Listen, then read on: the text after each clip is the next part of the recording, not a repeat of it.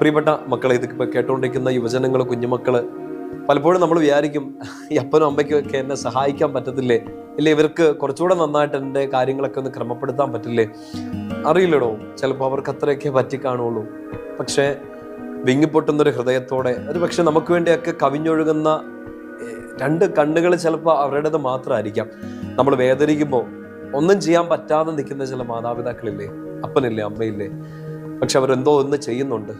അവരാ ചെയ്യുന്നതാണ് നമ്മളെ നേരെ നിർത്തുന്നതെന്ന് ഈശോയുടെ പ്രിയപ്പെട്ട മക്കള് വിശ്വസിച്ചേക്കണം, ഹൃദയത്തിലേക്ക് ഏറ്റെടുത്തേക്കണം.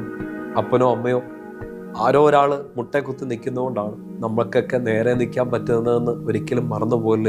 അപ്പ നിങ്ങൾ എനിക്ക് വേണ്ടി എന്ത് ചെയ്തു, അമ്മ നിങ്ങൾ എനിക്ക് വേണ്ടി എന്ത് ചെയ്തു എന്നൊന്നും ചോദിച്ച് ആ കുഞ്ഞു ഹൃദയങ്ങളെ വേദനിപ്പിക്കേണ്ടെന്നായിരിക്കും തോന്നുന്നു.